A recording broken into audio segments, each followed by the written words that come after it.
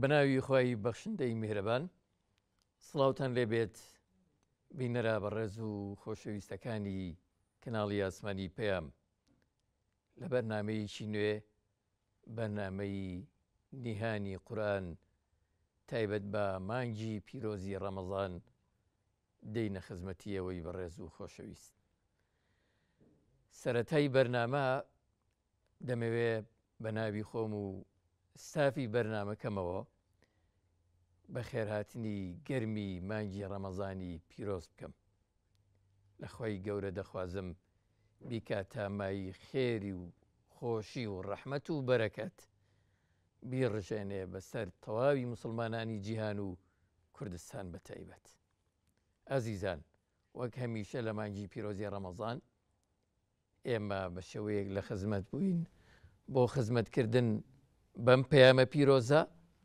و بۆ خزمەتکردن بەیەوەی عازیز و دلۆڤان. لەم مانگەشا بێبەشمان نەکردن بە بەرنامەی نیهانی قورئان. لێرە لە نێو ئوقیانوسی گەورەی قورئانی پیرۆزدا دەمانەوێ بگەڕێین و کۆمەڵێک مرواری جوان،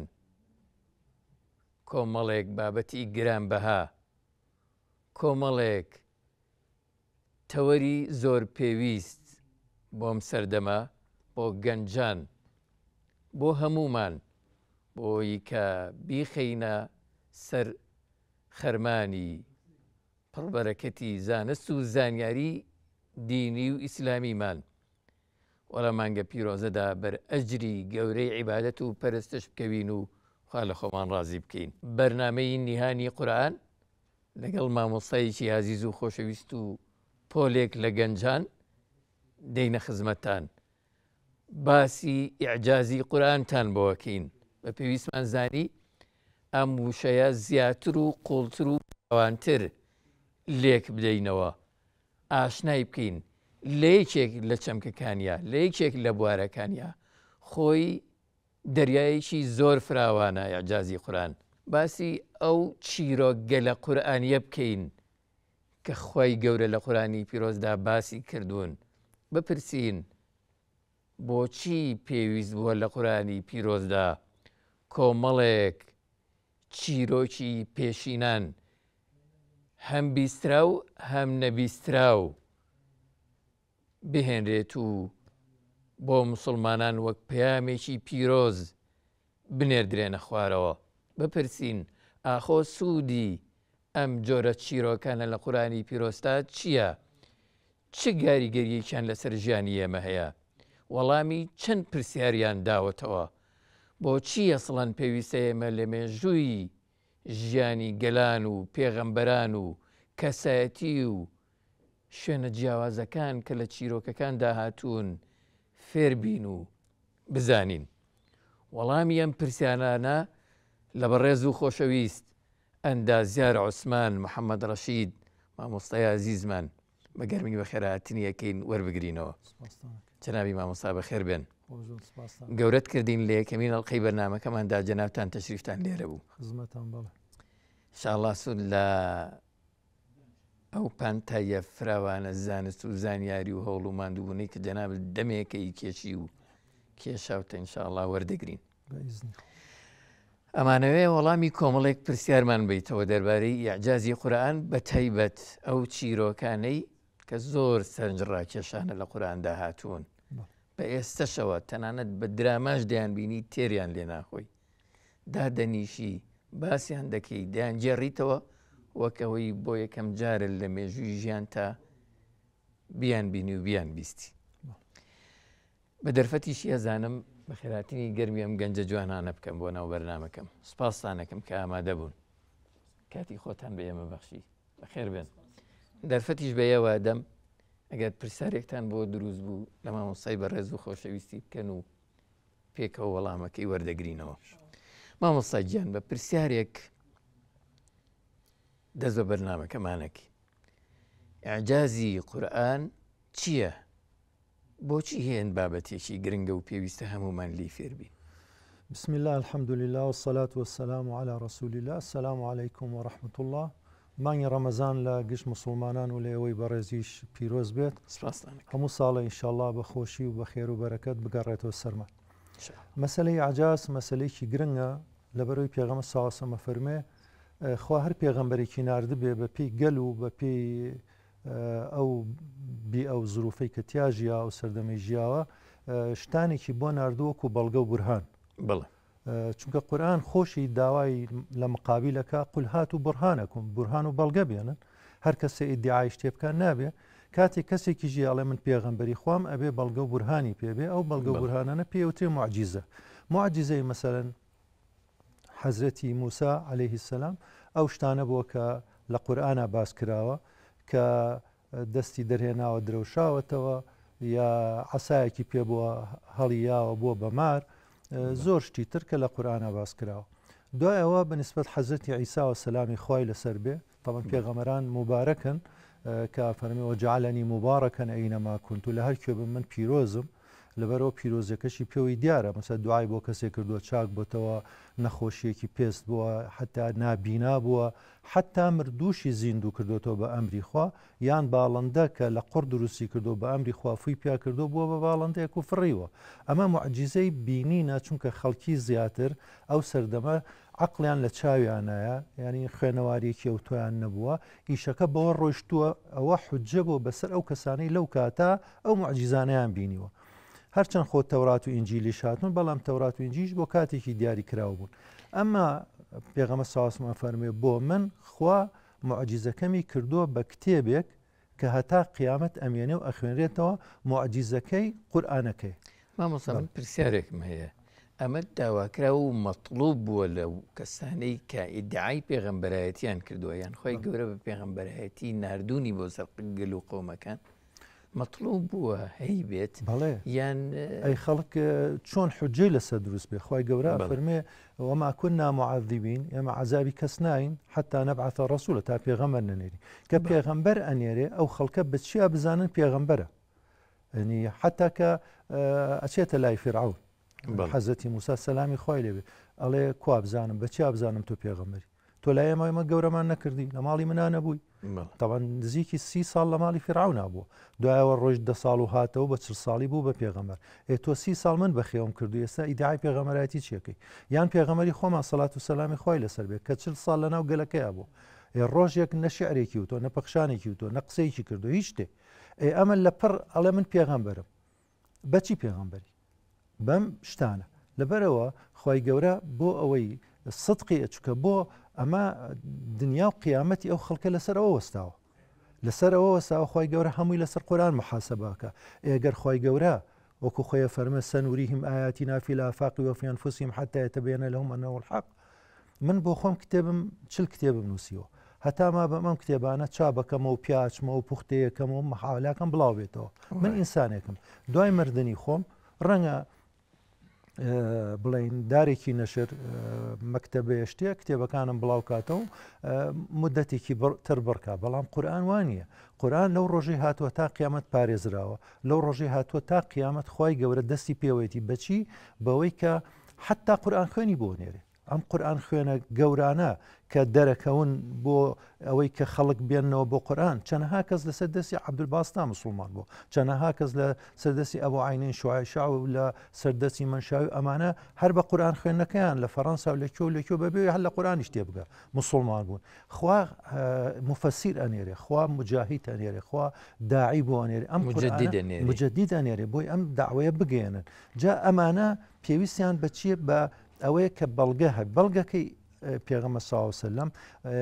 زەمانەکە زەمانێکی ئینتیقالی بووە ینی خەڵکێک پێشتر هەمووی عەقلی لە چاوی بۆ شتی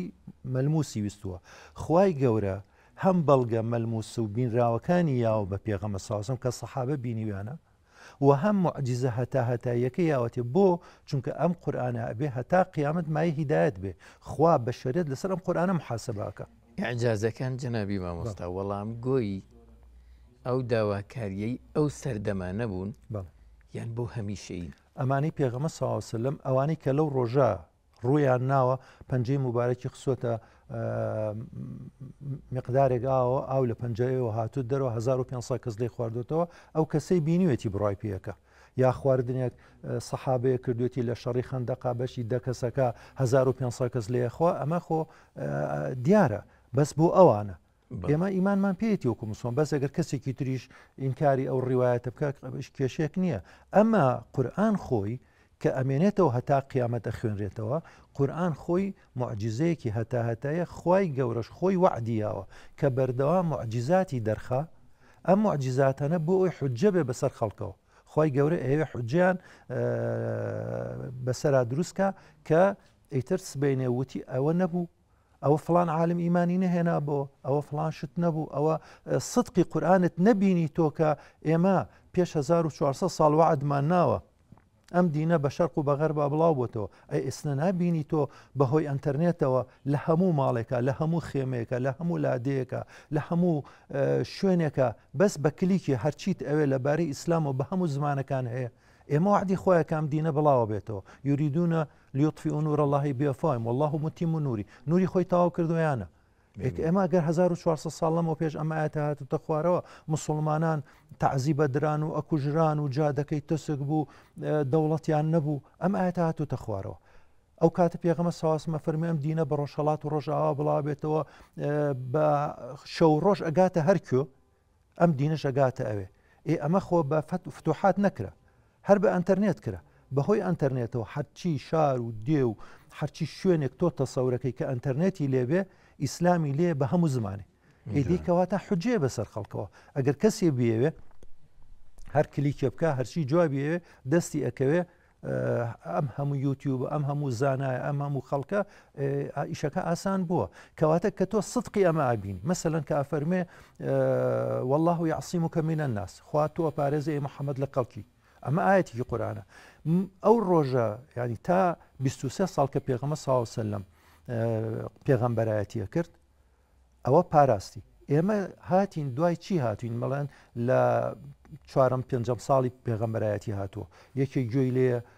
باشە دەی بڵێ وابێ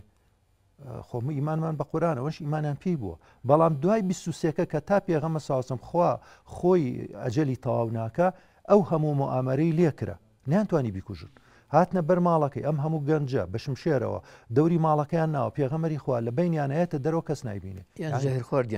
خواردیان کردو بۆ نەیانتوانی ڕۆکەڕەتێک چوو مفاوەزاتکە لەگەڵ جوولەکەکانە لە پاڵ دیواری ماڵێکا دانیشت بوو ئەم جوولەکانە ئەمەنە بەد و خراپ بوون تەکبیریان کەوتی بۆی کە ناچێت لە سەربانەوە باگردێنە فڕێباتە خوارەوە بیکوژین نەجاتمان بێ لە دەستی ئەو چووە سەرمان لێرە خوا پێی فەرموو بڕۆ محەممەد پلانێکیان بەدەسەوە ڕۆیشتەوە بەبێ هیچ قسەیە بکە سەحابەش نەیانزانی بۆچی ئەوانی لەگەڵا بۆچی ڕۆ ڕۆیشت جێیشی هێنا تەوقی کردن و تێبێ لێرە دەرچن بۆ خوا ئاگاداری کردبوو یعنی لە هەموو شتەکان 10,000 کەس بە چەکەوە هاتۆتە سەر مەدینە تا ڕیشە کێشیان کرد لە ئوحودا مسلمانان شکان بەس لەگەڵ شکانەکە دوایی ئەوەندەی نەبرد 10,000 کەس هاتۆتە سەر مەدینە پێغەمبەر ساوسم 3,000 چەکداری هەیە لەناو مەدینا ماوەتەوە لەناو مەدینا خائین هەیە منافق هەیە لەناو مەدینا جوولەکە پەیمانیان شکان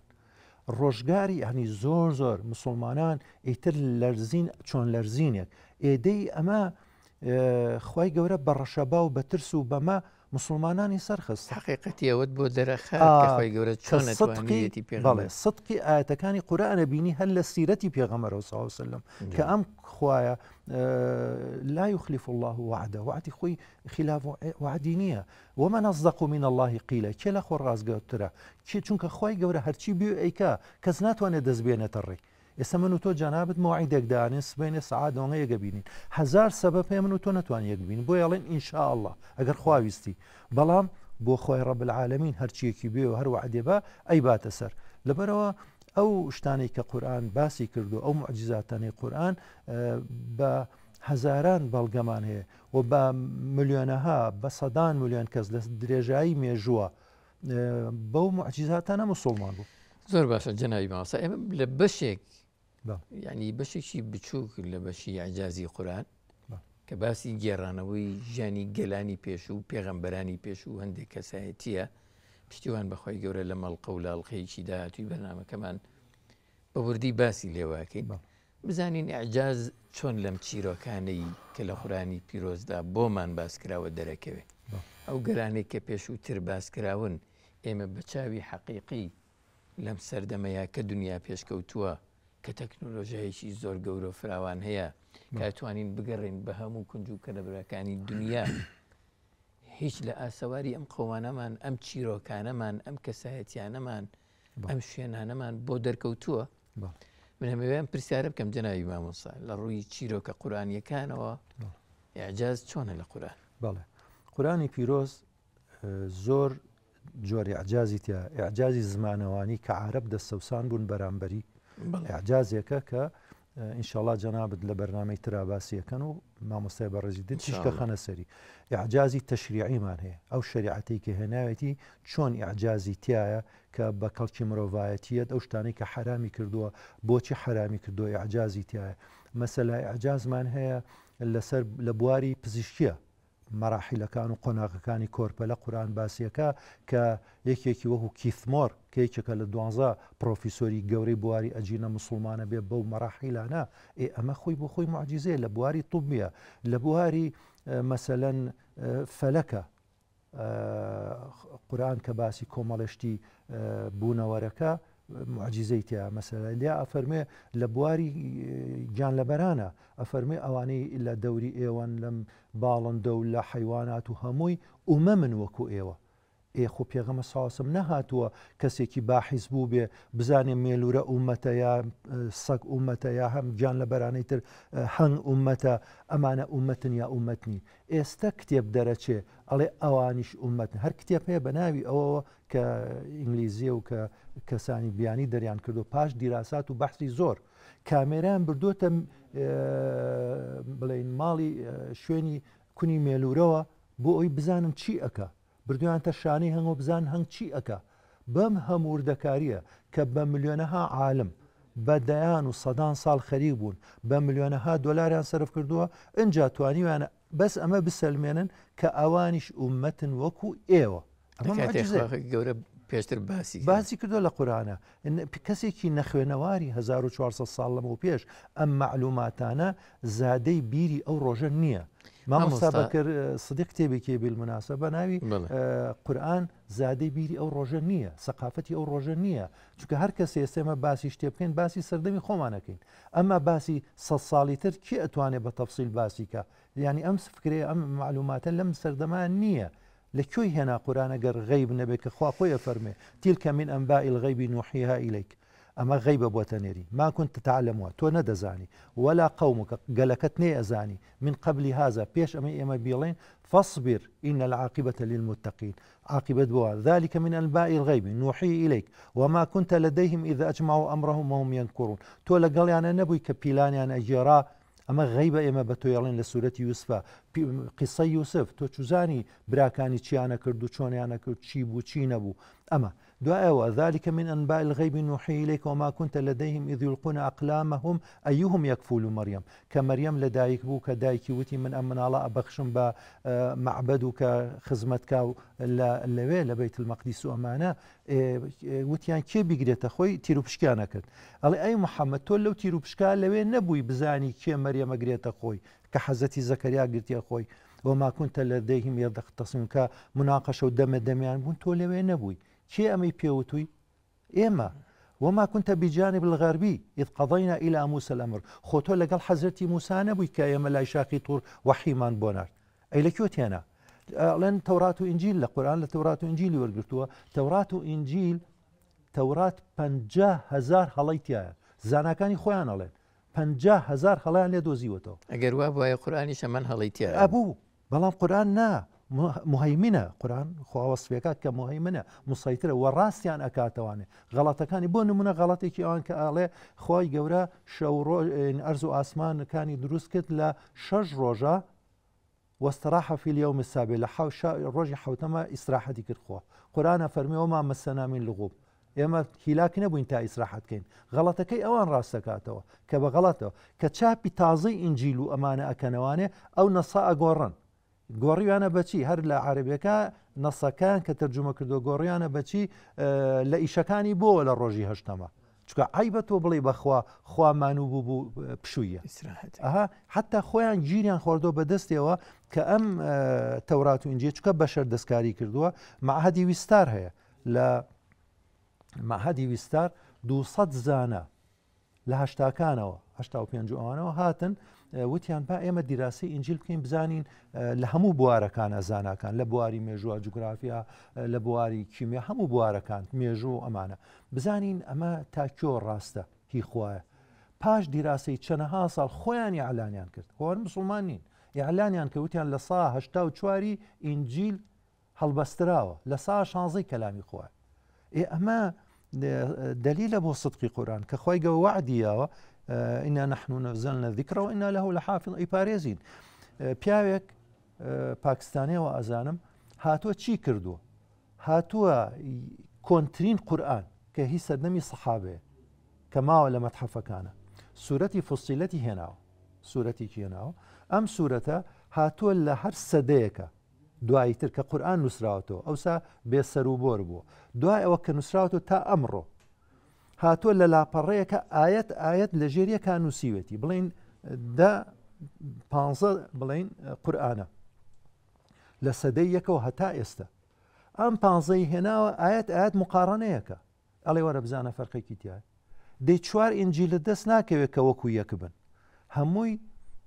جیاوازن لە یەک و جیاوازیاتی زۆر زۆریش چونکە دەستکاری کراون خۆشیان نایشارنەوە نەخێر شەرمی لا طبیعی ئەڵێن بەڵام ئەیانێت چی لە ئێمە بکەن بۆی ئێمەش بەو دەردەبرن چونکە خۆیان ئەڵێن تا ئەم قورآنە بەدەست مسلمانانەوە بێ هەتا کەعبە مابێ ئێمە ناتوانین داگیریان کەین و خێر و خێراتیان بەرین بۆ چونکە لە جەزایر لیان ڕاستە بنەوە 3 ملیۆن و شەهیدیانە هەتا فەڕەنسەکانیان دەرکرد 3 ملیۆن و شەهید کێ ئەیە مسلمان هاوێتی غەزەیە لە بەرچاوی لە لیبیا بەڵێ بە هەمان شێ عومەر موختار لە غەزە کە ئێستا ئیبینین ئەو هەموو شەهیدە ئەو هەموو ینی گەورەی ئەم دینە کەوای لێکە ئەمانە جیهادکەن و تێبکۆشن دکتۆرێکی مقابلەیەک ئەەکەن شاشێکی پێ خوێنی شەهیدێکی پێ بۆنی مسکی لێ دوای ئەیباتەوە بۆ ئەردەنیە لەوێش کە بۆنیەکەن بۆنی مسکی لێ ئەمە معجزاتی ئەم دینەیە کابرا چۆن ناچێ بیکە بۆ ئەوەی ئەم ڕۆحیەتە نەهێڵن هاتن چیان کرد وتیان ئەبێ ئێمە قورآن و کەعبەیان لە بەرچاو بخەین بەچی وتیان ئەڵێن قورآن شتی تازەیتیانی هەر لە تەورات و ئینجیل و لە کتێبی کۆنووری ئەوسار ئەسڵەن تەورات و ئینجیل بە عەرەبی نەبوو تا پێغەمبەر صلی الله علیه و سلم لێ وەرگێ بەس خۆیان شتەکانیان نەزانی عولەماکانیان ئەویش بە ئارەزی خۆیان تەفسیرانە دوای ئەوە ئەڵێن شتی تازەیتیانی ئەگە بوش بێ لەوانەی وەرگرتووە و دوای ئەوە ئەگەر تیاشا بێشتی تازە ڕاست نییە بۆ بەردەوام ئەمانە شەو و ڕۆژ گومان دروستەکەن حتا کتێبێکیان هەیە مؤسسەیەکی سەلیبی دەری کردو بە ناوی هەلی القورآن معصوم ئایا قورآن پارێزراوە ئەم کتێبە کە 270 گومانە لەسەر قورآن ئیتر هەوڵیان ناوە شت دروستکەن و بیهێن و بیبن گە گوایە قورآن نەپارێزراوە و ئینیتیایە مؤتەمەری عجازێک مؤتەمەرێکی دیفاع لە قورآن هەبوو سنتەری زەهاوی کردی کاک دکتۆر سەباح ئەوان من شەرەفی ئەویان پێیان یەکێ لە بابەتەکانی مامۆستا نەشەد و من قسەی لەسەر بکەم ئیتر کە قسەم لەسەر کردوتم دەستخۆشیم لە مامۆستا کردوتم وەڵای من پێشنیارێکم هەیە مادەم ئێوە مؤتەمەری دیفاع لە قورآنە وەرن با جوابی ئەو کتێبە بینەوە ئەو گومانانە با جوابی بینەوە بۆی خەڵکێکی پێنەخەڵەتێ الحەمدولله 8 مامۆستا یەکێکیان خۆم بووم مامۆستا ئیکرام و مامۆستا فازڵ قەرەداغی و مەجموعەیەک هاتن 8 بەشیان لێ جوابایە بوو بە کتێبێکی مجەڵەدی ئەمەنگە بەناوی بەڵێ قورآن پارێزراوە ئێستا مجەڵەدێکی سپێ لە بازاڕ هەیە جوابی گومانەکاندرا مەبەستم بەردەوام ئیشەکەن ئیتر لە سایتەوە بێ ئیتر لە شتیترەوە بێ بۆی گومان دروستکەن لەسەر ئەم قورآنە چونکە ئەزانن کە ڕۆحی ئەم ئومەتە کە حرەکەی ئەم ئومەتە هەموو شتێکی قورآنەکەیەتی قورآنەکەی لە دەست بسەنە دوای ئەوە بڕۆ چی پێەکەی پێی بکە چونکە بۆ منهەجەکەی پێنامێن نورەکەی پێنامێنێ خی گەورە قورآن بەچی ناوە نافەرمێن نورە یەجعل لەکم نورن تەمشونە بهی نورێکتانەینە دەست پێی بڕۆن ئێتۆ کە نورەکەت پێ نەبوو لە تاریکی شەوا بڕۆی ئەکەویتە چاڵەوە خۆدەی بەدار و بەردا چیت لێ بەردەمت ڕۆشن نییە لەبەرەوە کە ئەوێ نورەکەت لێ بسەنێ کە کاتێک خوا گەورە خۆی الله نور السماوات والارض ڕووناکەرەوەی ئاسمانەکان و زەویە قورآنێکی ناردۆ نورە بە پێغەمبەرێکە ساوسم کە وەصفێکا بە نور ئەوێ کەسێکی نورانی دروستکە بۆ ئێمە ئەچین بۆ مزگەوتەڵێن چی اللهم اجعل في قلبي نورا وفي سمعي نورا وفي بصري نورا وعن يميني نورا وعن يساري وفوقي نورا وتحتي واجعلني نورا کەسێکی نورانی مبارەک دروست ئەکا گەورە هەڵمان کێشە لەو نورە بۆچی ئەچێ بۆ کێ بۆ مزگەوتێکیش کە نورە نورەکەی لێوە دەسەکەوێ في بيوت أذن الله أن ترفع كأخوي جورا إجازة ياوا مساجر شارواني يا بلين حكومة الرئة دروس كنشتم مزجوت خوار ريا بو تو نوراني ببي إتو أيوة لتاريخيا بجي في ظلمات لين أخرج يده لم يكد يراها قرآن وصف تاريخك بشيك أو كظلمات في بحر اللجي وكو أم ضلالة جهالة وكو تاريخيا كان وايا لكوا لا بڵین ئەمە ژێر دەریایە کەسێ لە ژێر دەریایەکە لە قوڵایەکی زۆر تا قوڵ بێ تاریکترە دوای ئەوە شەپۆلی ناوەی هەیە دوایەوە لەسەری شەو شەپۆلی تری هەیە کە هەر ئێستا شەپۆلەکەی ناوی شەوە دۆزراوەتەوە لەسەری شەو شەپۆلێ هەوریشە ئەمە زوڵماتون بەعضوها فەوق تاریکی لەسەر تاریکیە هەورە قوڵە شەپۆلی سەرەوە شەپۆلی خوارەوە هەمووی ناڵێ ڕووناکی بێ لە ئین ئەخراجێدە و ئەم کەسە لە ناو ئەم ژێر دەریا دەستی خۆی نابینێ ئیتر چییە بینێ گە دەستی خۆی نەبینێ دەی ئەخفەرمێ ومن لم يجعل الله له نورا فما له من نور خوا لێرا ڕووناکی نیاتێ ڕووناکی لەکوێنی نییە لەبەر ئەوە حتا خۆی ڕەب العالەمین ماسیان دۆزیوەتەوە لە قوڵای 5,000 مەترە ئیتر چۆن تەحملی و زەختاکە خوازانێ چۆن ڕووناکی بەرهەمە هێنێ و چۆن لەو ژێر بەحرا ئەژی ئەوەی لەبیر نەکردووە خی گەورە کە بە شێوەیەکی لێ بکە بتوانێت ڕووناکیەک بۆ خۆی دەبرکە و لەو ژێر دەریایە بتوانێت بژی ماشەڵا بابەتێک قوڵە بەڵێ بەڵام من پێم خۆشە بچینە سەر ئەسڵی چیرۆکەکان مامۆستا هەندێک ئاماژەمان بۆ بکە هەندێک ناویە و ئومەت و چیرۆکانەمان بۆ بێنە کە توانیویانە وەکو عجازێک دەرکەون وەکو عجاز بەڵێ مەسا شوێن هەیە وەکو بڵێن قەومی لوط لای دەریای مردووە خۆی قورآنە فەرمی ئێوە بەلایە ئەڕۆن دەرسی لێوەرگن کە سەفەریان کردووە بۆ شام و بۆ تیجارەت ئەو ئاساوارانیان هەنێ بینیوە ئەوە دیارە ئاساری مەدیان مەداینی ساڵح لە باکووری خۆرئاوای سعودیەیە هەر بەشێکە لە ئاساری سعودیە کەسێ بتوانێت ئەچێ ئەیبینێ بۆ چونکە لە شاخە خانویان کردووە و شوێنەکانیان دیارە ئەمما شتیتر قورئان باسیەکە کەس نایزانێت وەکو چی وەکو لە 25 شوێنە باسی گەلی عاتەکە کە پێغەمبەرێکیانە ئەبۆ بە ناوی هود سەلامی خۆی لەسەر بێ لە 1450 ساڵ زیاترە قورئان هاتووە هەتا ساڵی 1970 ئەوانە یەک کەس نەیزانیوە قەومی عاد لەکوایە ئەسەری نەبینیوە بەو هەموو پێشکەوتنەوە بە قەمەری سەناعیەوە بە هەرچی کە پێشکەوتنەوەی کابرایەک بە ناوی نیکۆلاسەوە ئەم نیکۆلاسە نیکۆلاس کلاب ئەمە فلیمی دۆکۆمنتاری ئەمریکی ئینتاجەکە طبعا ئەو غەربیانە باحثن ئەگەڕێن بە دوای شتا و ئیمکانیاتیشان لەبەردەسایە و مەراکیزی شێ پارەی زۆریان بۆ سەرفەکە ئەمە هەستا هات کتێبێکی خوێنەوە بە ناوی عەرەبیا فیلیکس ئەم کتێبێک کە خوێنەوە بە ترام تۆماس نووسیبووی بەریتانی بوو باسی هەوڵەکانی گەڕانی کردو لە کتێبەکەیە بە دوای قەومی عادە چه هەوڵێک دراوەتە ئەو کاتە ئیتر ئەمیش خولیای بوو ساڵی هەشتاکان بە ناسای وتی بەڵکو ئێوە بەم قەمەر سنایانە کە ژێر ئەرز کەشفەکەن بزانن ڕوبعی خالی تەمان خەریتەی هێنا هی پێش زاین ئەم خەریتەی سەدەی 2 زاینی کە بەتڵیمۆس کێشابووی لە مەکتەبەی ئەسکەندەریە هێنای ئەم خەریتەیە ئەم نەخشەیە کە هێنای هی سەدەی 2 زاینی بەتڵیمۆس کێشابووی زانایەکی جوگرافی یۆنانی میسری بوو سێری کرد ئیشارەتی کردو بۆ قەومی عاد لەکوێ لە ڕوبعی خالی لەو شوێنەی کە خواری سعودیە و بەرەو بڵێ ئەو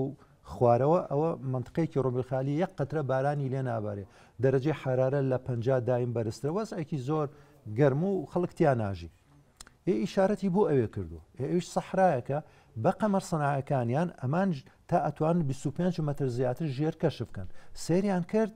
ئاسەواری ڕووبار هەیە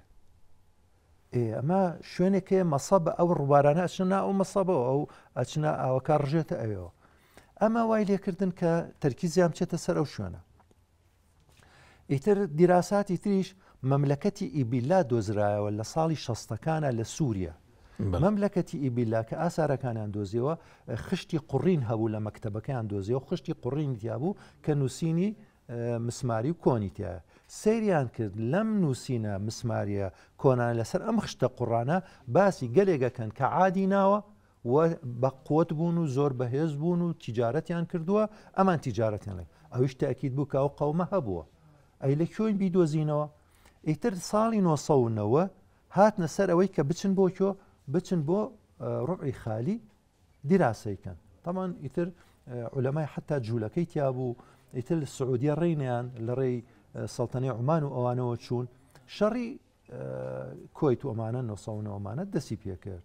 کە شەڕەکە دەستی پێکرد تاخیر بوون دوای ئەوەی دوای شەڕەکەی تر چوونە ئەمەنتیقەکە بە 6 ساڵ توانیان ئاساواری بدۆزنەوە کە قورآن وەسفەیەکە ئاڵێ ئامیدە و پایی بەرزیان هەبووە کە زۆر بەهێزوی کۆمەڵەیە مواسەفات کە قورآن باسیەکە حتا لە فلیمی دۆکۆمنتاریە نیکۆلاس کلاپ هەیەی چکە زۆر جارێ مەشتێ باسەکەین کابرای لە خۆیەوە لەینەوەڵێ لە کۆتانێناو کەی وایە و ئەمانە بەڵام ئێستا ڤیددیۆکان مەوجودە لە یوتیوب بنووسە دۆزینەوەی قەومی گەلی عاد بە عاربی یا بە ئینگلیزی بۆ تێنێ نیکۆلاس کلاپ شانەیە کە قورآانی بەدەستەوەی خوێنێتەوە ئاەتەنەی لە بارەوێتی ئەو کتێبەی کە عرضم کردن کە خوێنێتەوە مەساش هەوڵەکانی تر هەمووی تایە بە فلیمی دۆکۆمنتاری هەیە تا ئەچنە سەر شوێنەکە جا ئەمە کە دۆزرایەوە لە 96 بەڕاستی کە قورآن 25 جار باسی کردووە کە دەرسی لێوەرگێ ئەیانوت بەن ئەشەد و من ناقووە کێ لە ئێمە بێ وەکو ئەمریکاکە کە ئاڵێ کێ لە من بەهێزترە ئەڵێ من غەزە هەموویە سووتێنم پێ نەشیتوانی بیسووتێنێ خوا لۆسە جنووسی بۆ سووتان کە 167 میلیارد دۆلاریان زەرر لێکە و کە شەڕی غەزە هەمووی 6 و ئەوەنگە میلیارد دۆلار زەرر لە ئیسرائیل کردو ئەم 167 میلیارد دۆلاریان زەرر لێکە و کە ئەیان و شارێکی بێخوایە خی گەورە غەزەبی خۆی پیشانان لەبەرەوە ئەمانە کە ئینسان تاتێ توغیانەکە ئەڵێ من ئەشەد و من ناخۆ خی گەورەشە فەرمێ ئەی نابینن خوایەک هەیە کە لەوان بەدەسەڵاترە و چەنی وەکو ئەوانی لە ناو بردووە ئەوە تاریخ سەیریکە کە باسی زیادەڕەوی قەومی عادەکە بۆ ئەوەی عیبرەتی لێوەرگن قوڕیشیەکان ئێوە چین لە چاو عادە ئەمریکا رووسیا تۆ چیت لە چاو ئەوانە هەر کاتێ بمەوێ نخڕۆتانەکەم ئەوەی کە خۆ بە دەوڵەمەنگەزانی لە قارون دەوڵەمەنگترەبی ئێدێ من نخڕۆی زەویم کرد کێ فیرعونێ من خۆم چیمان بە فیرعون کرد و ئیتر ئەمانی تر نەمرود و هەر ئەوانی کە هەیە لەبەرەوە دۆزینەوەی جا قورآانی پیرۆز زۆر عجیبە ئەفەلەم یەسیروا فی الأرض بۆ ناگەڕێن فینظروا کەیف کان عاقبة الذین من قبل بڕۆ بزانەوەی پێشەوە عاقبەتیان چۆن بووە دمر الله عليهم خوا تدمیری کردن وللكافرین ئەمثالها هەرچی بێ ئیمان بێ کافر بێ بە هەمان شێوەی لەکەین ئەمە لە سوورەتی محەممەدا کە باسێکە صلی الله عليه وسلم ئاماژەیەکی ئاشکرا قیسەکانە فەرمووی بۆ ئەوەیە ئەمە ئێمە ئەمانەمان بۆ باس کردوون خۆشتان بڕۆن بیبینن بڕۆ بگەڕێن بە حقیقەتەکانتان بۆ دەرکێ یعنی بڕۆن بگەڕێن فەسیر و فیلا بڕۆ بگەڕێ هەم بۆ ڕسق و تیجارەت و بۆ ئەوان هەم بگەڕێن بۆی ئەو ئاساوارانە ببینن خوا هێشتونێتەوە بەعزێکی دیارە و بەعزێکیشی دوایتر دەرەکەوێ ئێستا مەسەلا ئەوەیە کەشتەکەی نوح کە لە شاخی جوودی دۆزیانەوە یاخر کەشتەکەی نوح لە تەورات و ئینجیلە ئەڵێ لەسەر شاخی ئاراراتە چی محاوەلەیان کرد هەوڵیاننا لەسەر شاخی ئارارات شتێ بدۆزنەوە بڵێن ئەمە کەشتەکەی نوح نەبوو هەتا شوانێکی کورد ساڵی 1970 ئەمانە نازانم لەو ساڵانە هەستەکە شتێک هەست پێەکە لە کاتی شوانەتە لەو سەر شاخە ئەڵێ وەڵاهی خەبەرەیە ئیتر کاتێک گەن و ئەگەڕێنەوە بە قەدەری ڕەب العالەمین کە زاناکان یەن بیدۆزنەوە دیراسەیکەن بوومە لەرزەیەک لە شاخەکە 1 متر کەشتەکەی تەکان 1 متر بۆ ئەوەی زیاتر دەرکێ خوا ئێوێ ئەجا پێغەمبەرێکی نەخوێنەوە سەڵات و سەلامی خوای لەسەر بێ نە شارەزای جوگرافیا بۆ نە تورکیا و نەهی شوێنێکی بینیوە ئەم زاتە مبارەکە ئەفەرمێ وەستەوەت عەلە الجودی لەسەر جوودی لەنگەری گرت آخر کەسێکی عادی باسی کە کەس ئەڵێ کەشتێک لەسەر شاخ لەنگەری گرت هەر ئەسڵ چۆ توزانی ڕووداوێکی لەو شێوەیە هەبووە لە کاتێکە لە تەورات و ئینجیلا بەو شێوەیە نییە باس نەکراوە باشە ئەجا لەنگەرگرتنی لەسەر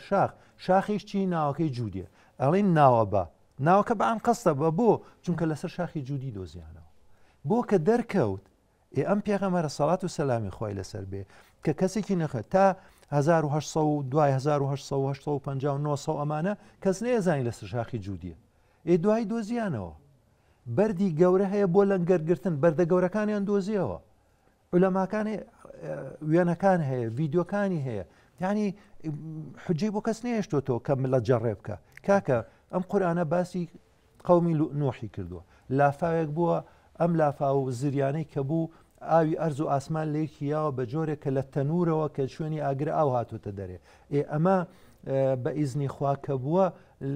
شەپۆلێکی بەقەدەر شاخێ بووە شەپۆلێ بەقەدەر شاخێ بێ معنای کەشتێک گەچێتە سەر شاخ دوای دوای ئەوەش کە ئەمە بووە قورآن بەو تەفسیلە باسیەکە و بەو ئەوێ دەرس و عیبرەتی لێوەرگری پێغەمبەرێک 950 ساڵ خەریک بۆ قەومەکەی وایان و تۆ چیان کردووە ئیمڕۆ کە زانستی سەردەم ئەی دۆزێتەوە ئەیلا ئەو زانایانە سەری ڕێزدا ئەنوێنن لە بەردەمی ئەم قورآنە ئەمەگەر کەلامی خوانە بێ جوودی چی و کەشتی نوحی چی و بۆ کەسی تر لە تەریخە باسی نەکردووە یعنی لە سەردەمی پێش پێغەمبەرەوە صلی الله علیه وسلم هەتا ئەمڕۆ غێری ئەوەی ئەو زانایانە نووسیوێتی دۆزیوانێتەوە کەسێک نادۆزی تۆ بێ باسی جوودی کردبێ یا شتەکانی تر کە دوایی باسێکە ئینشاءڵڵا یا باسی قەومی عادی کردبێ ئیلا لە مەملەکەتی ئیبیلا نەبێت کە لە سووریا ساڵی 60ەکان دۆزراوەتەوە ئاماژەی پێکراوە ئەوی زمانەکەی پاش ئەوەی ئەو زمانی نووسینی مسماری و هێرۆلیفشتانە دۆزراوەتەوە ئەنج زانیویانە ئەچینە ئینشاءڵڵا سەرەوە بابەتە من مەوێ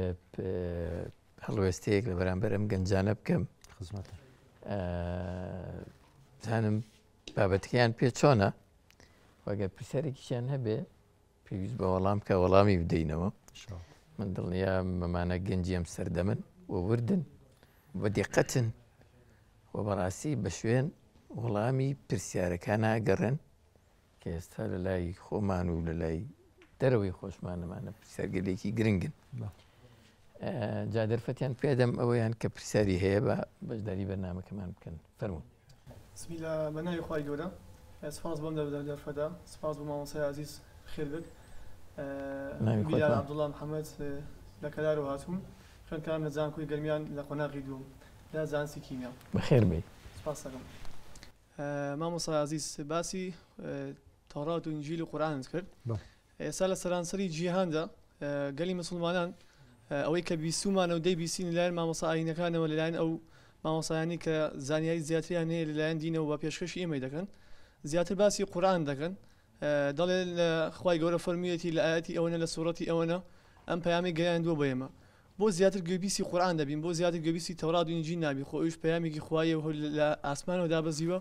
بۆچی زیاتر گوێبیستی قورئان دەبین بەڵێ سپاس دەستخۆش مامۆستاگیان بەڵێ بەنسبەت ئەم پرسیارەی جەنابتەوە بۆچی چونکە ئەوانە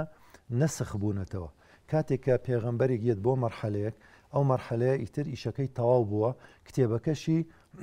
بیمەستوحفیض یعنی خۆیان ڕاستپێرابوون کە ئەم کتێبەی خۆتان بپارێزن بەس تر نەپارێزرا تەبعاً کە ئاەتەکانی خۆیان فرۆشت بە نرخێکی کەم دەستکاریان کرد دەستیان تێوەردا بە ئارەزوی خۆیان گۆڕان تاکاریان تێک وەلایەزال هەموو چاپێکی ئینجیل ئێستا چاپی مەلیک جێمس هەیە چاپەکانی تری بەدووە مقارنەی بکە لە چەند شتێکە دەستکاری ئەەکەن بەرداوەکە و نمونەی کە عرضم کردی کاڵێ خۆی گەورە ئەرز و ئاسمانەکانی دروست کرد لە 6 ڕۆژە لە 7م ڕۆژە ئیستراحەتی کرد دوای سیان کرد ئەمە عیبە نابێ قورئانیش ڕەدیانەت و مسلمانان قسەی لەسەرەکەن هاتن گۆڕیان کە ئەفەرمی ئەمە هیلاک نابین تا ئیسراحەتکەین مەجبور گۆڕیان بەچی لە ئیشەکانی بۆ لە ڕۆژی هەشتەمە ئەمە دەستکاریکردنی بەردەوامە ئەم کتێبانە داوا لە ئێمە نەکراوە بین شوێنی کەوین ئێمە بەس شوێنی قورئانەکە حتا کەڕەتێک پەڕەیەکی تەورات بەدەست حەزەتی عومەرەوە بوو ڕزای خوای لێبێ پێغەمبەر ساسم سوور بۆ تووڕە بوو فەرمووی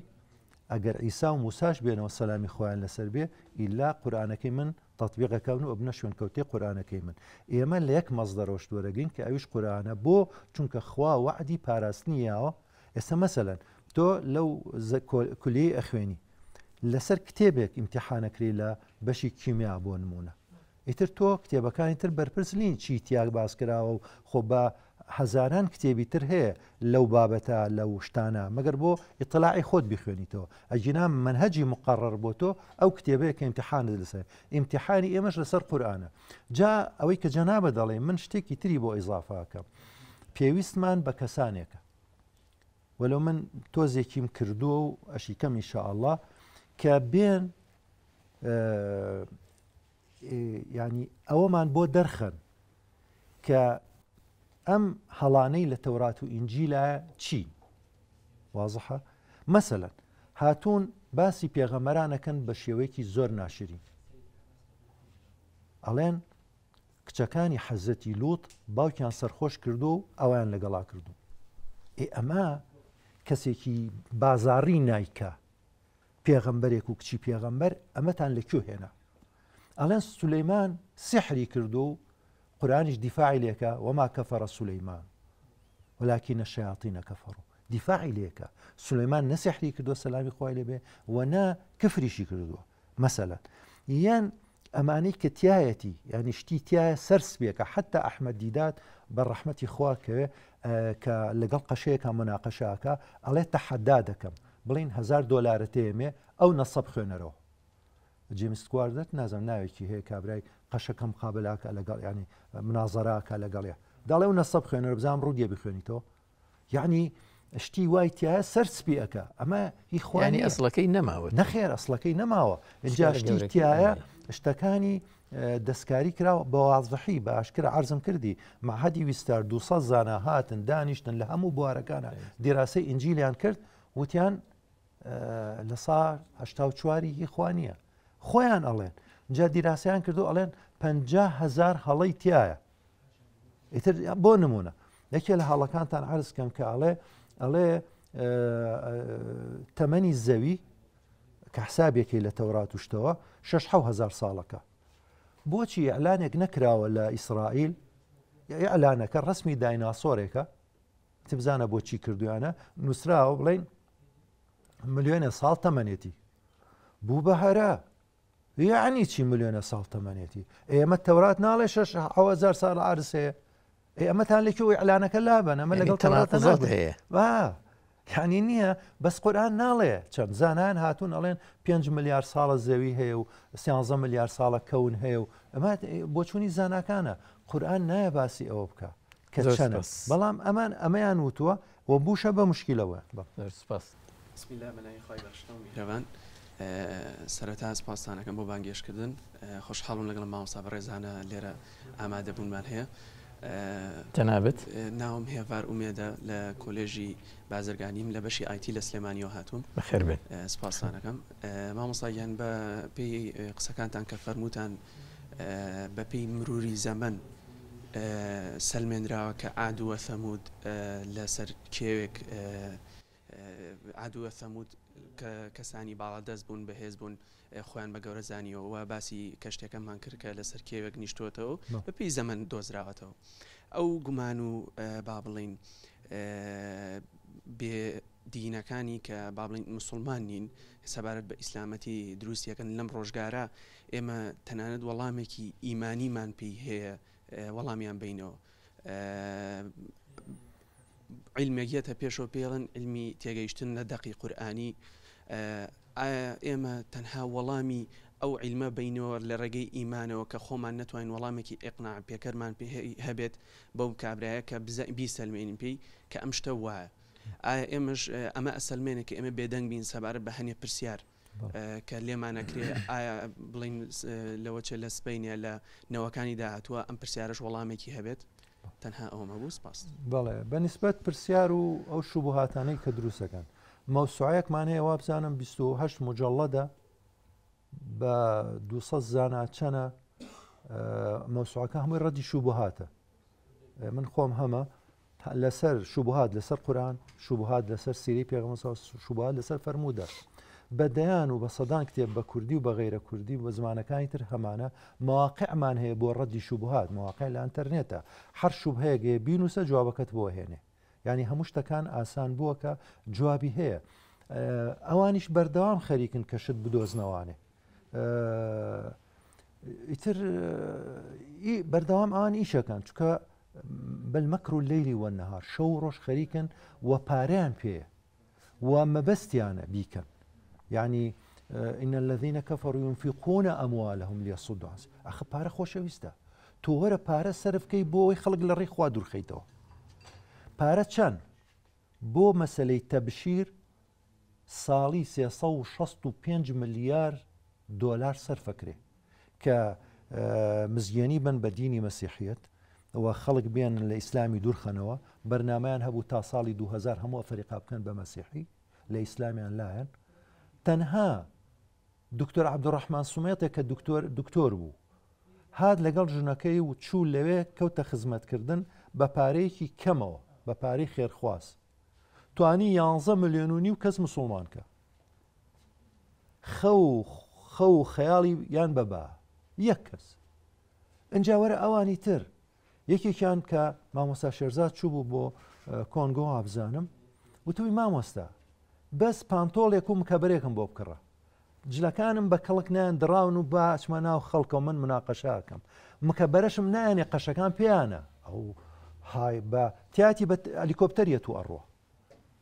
پارەی زۆری لەبەردەسە ئەم داماوەش گەنجێکە دیفاعەکە لە ئیسلام پارەی دەستێ جلی نییە مکەبەرێکی بچووکی پێنیە قسەکە بۆ خەڵک نایەنێ مکەبەرەکەی خۆیانی نایەنێ بۆی دەنگی نەگات وتم مامۆستا بەخوا بەسەوە نەم لێتەوە بمەرێ بینی بووی مامۆستا شێرزاد برسیمان نەکەن ڕێگەمان لێگرن ناوتەرەمان لێنن دەمان کوژن شارەکانمان وێرانەکەن بەس بەوەی نێڵن دینەکەمان سراعی بگێنی ئازیزی من سراعی بینی خێر و شەڕە لەو ڕۆژەی کە ئادەم و حەوا دروست بوو هەتا قیامەت بەردەوامە بێ ئەنجا ئەمە تۆ لە تەرەفی کوای ئەمە مهمە لە جەپەی خێرا یا لە جەپەی شەڕای ئەمە مهمە ئەو دانانیشێ پیاوێک ناوی محەممەد فایدە مصورە بڵین ئینتاجی فیلم شتەکە سعودیەوە ئازانم وتی لە هۆلیوود بە کەسێکم وت کە زۆر دژایەتی ئیسلامەکە و فیلم لەسەر ئیسلام دەرەکە وتم ئەرێ ئێوە تاکەی واکەن وتی ئەو بەڕاستە وتی لە شەڕە کەس بەرامبەر دوژمنەکەی ئەڵێ تۆ بە چەکە پێ چەکە بۆ دانانی تۆش ئەگەر پیاوی و ڕازەکەی دەست بەرە چەکەکە دیفاعکە چۆن بە مناڵی چەکدانێ تۆش وەرە لە ڕێی فلیمەوە لە ڕێی هەرچی بۆ دەکرێت تۆش وەرە هەوڵ بە ئیتر فیالانەوە کەوتۆتەوەی کەشتی دۆکمنتاری بکەن و مسلمانان لا بکەنەوە بەلای ئەم شتانە دەرفەت دەم بە ئێوەش ئەگەر پرسیارێکتان هەیە ئەگەر نیشتانە بەناوی خۆ دەست خۆش بەوە مسایگیان بەرەو بابەتێکی قوڵە بردین ناوی خۆت زۆر باشە من نما فەرەیدون خوێندکاری قۆناغی دوێمی زانستی کیمیا لە زانکۆی سلێمانی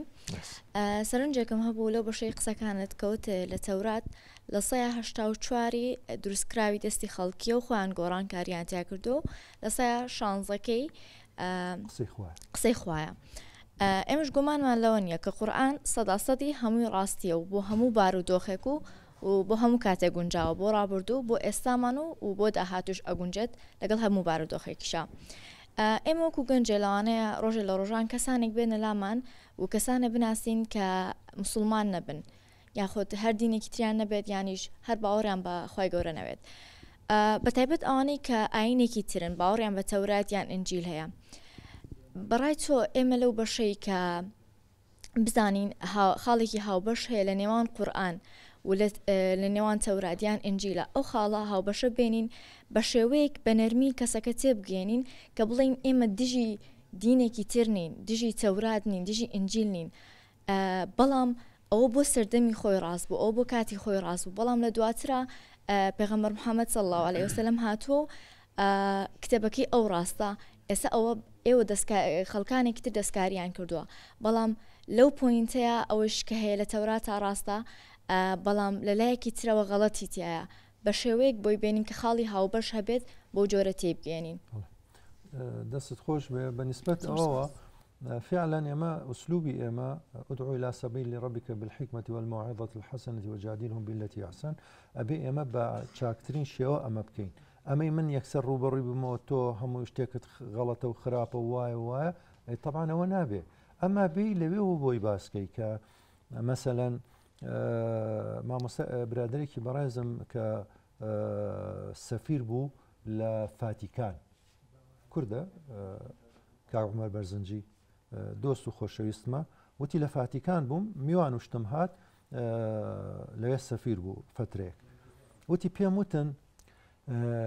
ئەو بابەتانەی لەبارەی حەزەتی عیسا و لەبارەی حەزەتی مەریەم و ئەمانەوە سوورەیەکە هەنێکی لای ئێوەیە و هەنێکی لای ئێمەیە با من باسی ئەوەی خۆمانتان بۆ بکەم وتی کە باسم کرد ئێمە چۆن باسی حەزەتی مەریەم و حەزەتی عیساکەین وتیان بابە وەڵڵا هەموو سوورەکە لای ئێوەیە ئەمە ئێوە تەواوە ئێمە عیساکەین بەخوا ناگونجێ مەسەلا مەریەمە بەنە کیۆ ناگونجێ وتیان وەڵڵاهی ئەم جوان بۆی چوو وتی ئەمە سوورەیەکە ڕەنگە لای ئێمە بە هەردووکمان تاوا ببێ یەکێکیش نووسی بووی لە کۆمنتێکە من بڵاو کردەوە ئەوە چۆنە بێ بڵێ لای ئەوە سوورەوە بابە کابرا ئەچێ لەگەڵ واز بێنە ئەچێ لەگەڵیا بە ئوسلوبێ بیگەێنێتە ئەوەی کە قەنەعەتی پێ بکە سوورەیەکمان هەیە لەبارەی حەزەتی موسا و حەزەتی عیسا و مەسەلا دایکەوە سەلامی خوای لێوێ ئەم سوورەیە من لای ئێمە ئەمە هەیە کا باسی لای خۆمانی ئەم بۆ ئەوکە ئەو لای خۆی ئەزانێ کاتی ئەمەی بۆ ڕوونەکاتەوە وتیان بابە ئەشۆمبیل لە هەموو سوورەکە لای ئەم سوورەکە لای ئەگە هەر لە سەرتاوە بیوتایە هەموو سوورەکە لای منە نابێ قورآنە فەرمێ ئەفەرمێت جنێ و مێن بە موشریکەکان با غەڵەت نەکەن بەرامبەر خواکەتان تۆ نابێ ئیستیفزازیکەی بۆ چ حەقی ئیستیفزازیەکەی لەبەرەوە ئەم ئوسلوبی کە تۆ بە حیکمەت مەسەلەن دکتۆر عوسمان خۆی گەورە دەرەجاتی عالیکە عوسمان هەڵەبجەیی وتی چەند لە مرکزێکی مەسیحیەتەوە چەند کەسێکیان بە تایبەت نرد بۆلان بۆ هەولێر دیارە ویستیانە تەماعیان بۆ تەسیری تێ بکەن وتی کە هاتن وتم ئەزانن بەخێر وێنیاخوا ئەزانن دینەکەی من ئەمرم پێەکە باش مەعاملەتان نەکەم چۆن هاتون دینی لەبەرچاو بخەن ئەمیشەڵێ دینەکەی منەڵێ باش مەعاملە نەکەم وتیان چۆن وتم دینەکەی مناڵە فەرمێ بە باشترین شێوە مەعاملەیان باش نا بە باشترین شێوە مەعاملەیان لەگەڵا بکەن تۆ کە لەگەڵ خەڵکە وەقول للناس حوسنا یان کە فەرمێ وەقل لعبادی یقول التي هي احسن حتى ئێمە لەگەڵ یەکتریا نابێ بڵین وەڵام من قسەی خراپ ناکەم یا وەڵا قسەی باشەکەم نا ئەبێ من لەگەڵ جەنابتا بگەڕێم باشترین قسە بکەم چ ناوێکت پێ خۆشە ئەوە بڵێم چی دڵێ بەچی خۆشە ئەوە بڵێم نەوەڵام من سەریح و وازحم بێم تۆ دڵی تۆ پشکێنم یا دڵی تۆ گرد بگرێت لەبەرەوە بەو شێوازە کە داخل بوو لەگەڵیانە فەرقەکە کە توانی بووی حتمان پێ بکە و ڕاستەکان دەستان خۆش بێ مامۆستا من کاتێکی کەمەوە تۆ بڵێ 5 دقەیەک دەرفەتە دەمە جەنابەت بەوەی ئەگەر چیرۆکێکی ترە بێ تایبەتی من پێم خۆشە هەندێک باسی دەسەڵاتدارەکانی میسرم بۆ بکەی چۆن لە قورئانە باسییان کراوە فێرعەون و مەلیکەکانی میسر بۆچی فێرعەونیشیان هەبوو و مەلیکیشیان هەبووە هیکسۆسەکان 4 سەدە حکمی میسریان کردووە کە میسری نەبوون بۆیە خەڵکی میسر بە مەلیک بە پاشا ناویان بردوون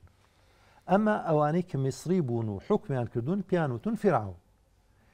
پێغەمبەرێک سەڵات و سەلامی خۆی لەسەر بێت لە قورئانەکە ئەگەر خوا ئاگادارینەکە ئەمە لە کێوە دەرکەوت لە نووسینی میسرێ کۆنەکانەوە نووسینی میسرێ کۆنەکان کە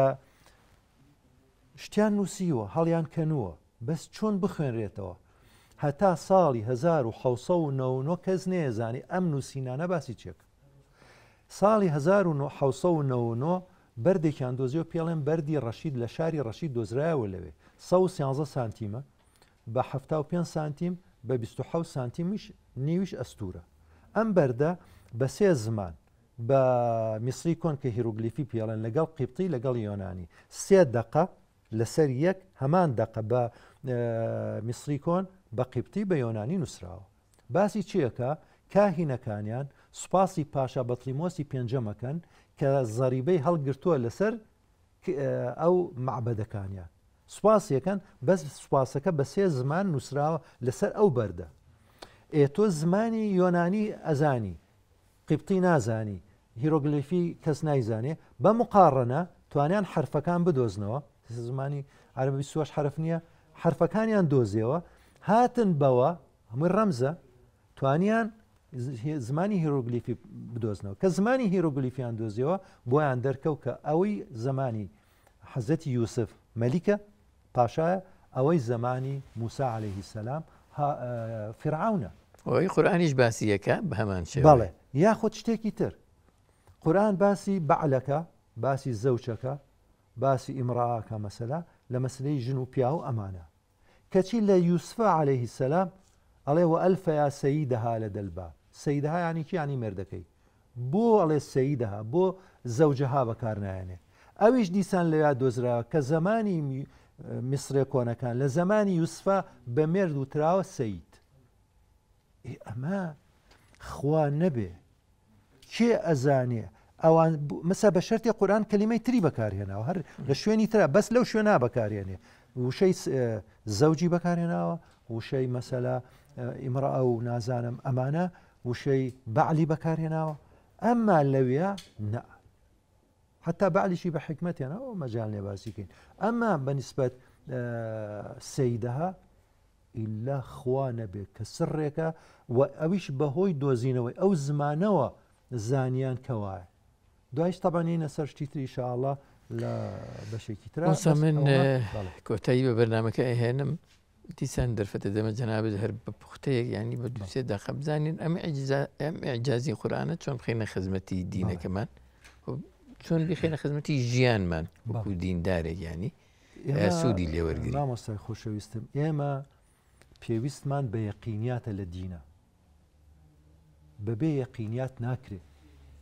ومن الناس من يعبد الله على حرف خەڵکانێک کەن لەسەر تاشەبەردێ لە قەراغی تاشەبەردێکی شاخ لەسەر تاشەبەردێکی مۆڵق لە قەراغی شاخێکە خەریکی عیبادەتە ها ئێستا تۆزێکی تر ناکەوێتە خوارەوە ئەمەی ناوێ ئیسلام ئەوێ تۆ لەسەر ئەرزێکی پتە و دینداری بکەیت هیچ شتێ نەتوانێت تەئسیرت تێ بکات چونکە ڕۆژگارێک گیات لە قێبەرە و قیامەت بچین بەیانی بڕوادارە ئێوارە بێ بە کافر ئەم یەقینیاتە چۆن دروستکەین یەکێ لە ئەسبابی دروستکردنی یەقینات ئەم ئیعجاب معجیزاتانەیە کە بە سەدان و هەزاران و بگرە ملیۆنەها کەس لە مێژووی ئیسلامە لە کۆن و نوێ بە معجیزاتانە مسلمان بوون کاتی تۆ ئەمە ئەبینی ئیتر بوار بۆ کەس ناهێڵێتەوە بڵێ ئەم قورئانە پێغەمەری خوا صلی الله علیه و سلم هێناوێتی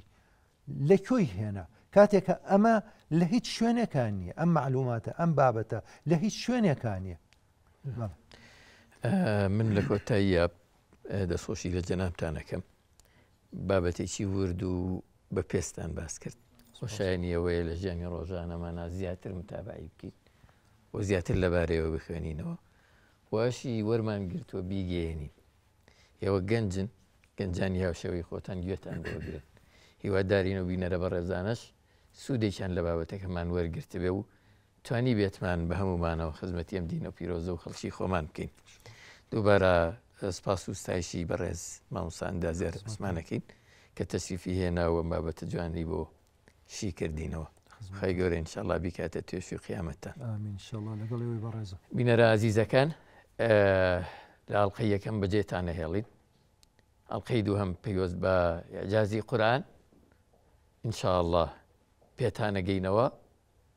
لە مانگی پیرۆزی ڕەمەزان و لە یەکێک لە شەوە پیرۆزەکان لەگەڵمانە بمێننەوە هەمیشە لەگەڵ بەرنامەی نیهانی قورئان بن